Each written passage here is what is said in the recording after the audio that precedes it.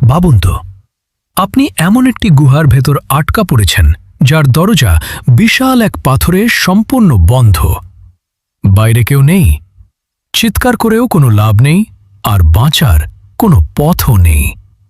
কিন্তু সেই তিনজন মানুষ এমন একটি কাজ করেছিল যার কারণে আল্লাহ তাদের জন্য বন্ধ পাথর সরিয়ে দিয়েছিলেন। ঘটনাটি রাসূলুল্লাহ সাল্লাল্লাহু আলাইহি ওয়াসাল্লাম আমাদের শুনিয়েছেন। একবার তিনজন লোক সফরে বের হয়েছিল। হঠাৎ প্রচণ্ড বৃষ্টি শুরু হল। তারা আশ্রয়ের জন্য একটি পাহাড়ের গুহায় ঢুকে পড়ল। তারা ভাবল এখানে কিছুক্ষণ নিরাপদে থাকা যাবে, কিন্তু হঠাৎ বুম! পাহাড়ের ওপর থেকে একটি বিশাল পাথর গড়িয়ে এসে গুহার মুখে পড়ল। তিনজনই দৌড়ে গিয়ে পাথরটি সরানোর চেষ্টা করল, কিন্তু পাথর নড়ল না। তারা বুঝতে পারল এই গুহা থেকে বের হওয়া তাদের পক্ষে অসম্ভব। তখন একজন বলল, আমাদের এখান থেকে মুক্তির কোনো উপায় নেই, তবে আমরা প্রত্যেকে আল্লাহর কাছে আমাদের এমন কোনো নেক আমলের কথা স্মরণ করে দোয়া করি যা আমরা একমাত্র আল্লাহর সন্তুষ্টির জন্য করেছিলাম। তিনজনই রাজি হল। প্রথম ব্যক্তির দোয়া। প্রথম ব্যক্তি বলল, হে আল্লাহ, আমার বৃদ্ধ বাবা মা ছিলেন। আমি প্রতিদিন রাতে তাদের জন্য দুধ নিয়ে আসতাম। একদিন কাজে দেরি হয়ে গেল। আমি যখন দুধ নিয়ে বাড়ি ফিরলাম তখন আমার বাবা মা ঘুমিয়ে পড়েছেন।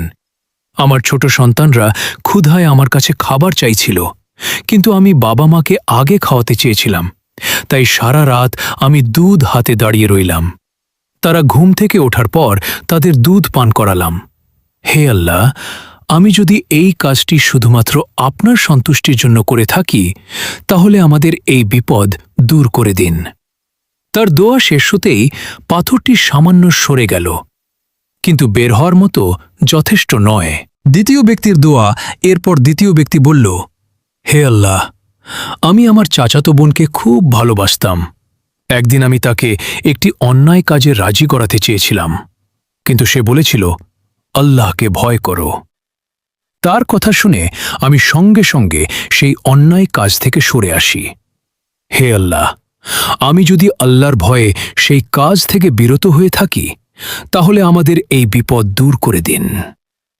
দোয়া শেষ হতেই পাথরটি আরও কিছুটা সরে গেল, তবুও তারা বের হতে পারল না। তৃতীয় ব্যক্তির দোয়া। এবার তৃতীয় ব্যক্তি বলল, হে আল্লাহ, আমি কয়েকজন শ্রমিককে কাজ দিয়েছিলাম। তাদের একজন তার পাওনা না নিয়েই চলে গেল। আমি তার সেই পাওনা দিয়ে ব্যবসা করলাম। সময়ের সঙ্গে সেই টাকা অনেক সম্পদে পরিণত হল। অনেক বছর পর সে ফিরে এসে তার পাওনা চাইলে আমি তাকে বললাম, তুমি যে টাকা রেখে গিয়েছিলে তা থেকে যে সম্পদ হয়েছে সবই তোমার। সে অবিশ্বাস করছিল, কিন্তু আমি সত্যি তার সব সম্পদ তাকে দিয়ে দিলাম।